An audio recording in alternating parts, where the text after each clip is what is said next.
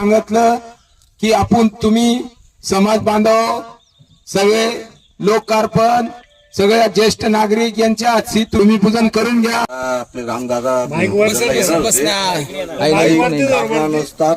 काही कारणानुसार आले नाही तर आपल्या सर्व समाज मंडळाच्या मार्फत आपण भूमिपूजन करून घेऊ।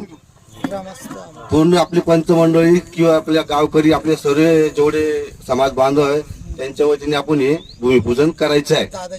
दादाचे आदेश असे आले की तुम्ही गवळी समाजामार्फत करून घेणे हे आदेश आले। एवढं स्मशानभूमी जी आहे चितोडची त्याच्या कंपाऊंडच्या बांधकामासाठी रामदादा बधाने मान्य आमदार धुळे ग्रामीण यांनी निधी दिलेला आहे आणि त्याचं भूमिपूजन आज त्यांच्या हस्ते होणार होतं, परंतु काही अत्यंत तातडीची एक मीटिंगचे बोलवणं झालंय त्यांना, त्यामुळे ते आज येऊ शकले नाहीत।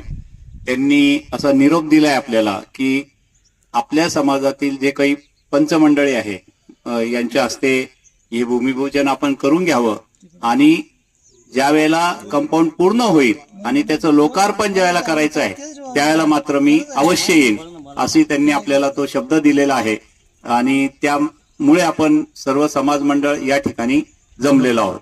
आपल्या स्मशानभूमीबद्दल रामदादा यांनी आमदार निधी दिलेली आहे, तिचं उद्घाटन आज करायचं होतं पण ते काही कारणास्तव आले नाही, तर त्यांनी आपल्याला निरोप दिला असा की तुम्ही भूमिपूजन करून घ्या, मी का लोकार्पणला मी राहील।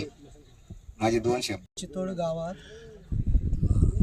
स्मशानभूमीचं वाढ कंपाऊंड स्मशानभूमीच्या वाढ कंपाऊंडच्या निधीला रामदादांनी निधी दिला आहे, तो 25 लाखाचा आहे। त्याचा राऊंड मोजमाप करून सनी तर रामदादा आणखी वाढून टाकून सनी तो निधी वाढवणार आहे। तर रामदादा आज नसल्यामुळे ते बाहेर गेलेले रामदादा, तर त्याच्या विषयाने तर आम्ही ग्रामस्थ पंचमंडळींनी भूमिपूजन केलं रामदादाच्या आदेशानुसार। तर आता पुढचा विषय दादाच्या हातून केला जाईल, रोपांकर हा विषय आहे। आज गवळी समाजाच्या स्मशान भूमिपूजन करण्यात आले रामदादांच्या आदेशानुसार। सर्व पंचमंडळी ज्येष्ठ नागरिकांच्या हातून भूमिपूजन करण्यात आले आहे। जे काही त्यांनी निधी दिलाय त्यांच्या आमदार निधीतून ते स्मशानभूमीचं काम करण्यासाठी दिलं आहे। त्यांच्या आदेशानुसार आज भूमिपूजन करण्यात आलंय। काम पूर्ण झाल्यानंतर स्मशानभूमीच्या वॉल कंपाऊंडचं लोकार्पण सोहळा ज्यावेळेस होईल त्यावेळेस रामदादा यांच्या हातून तो सोहळा पार पाडण्यात येणार।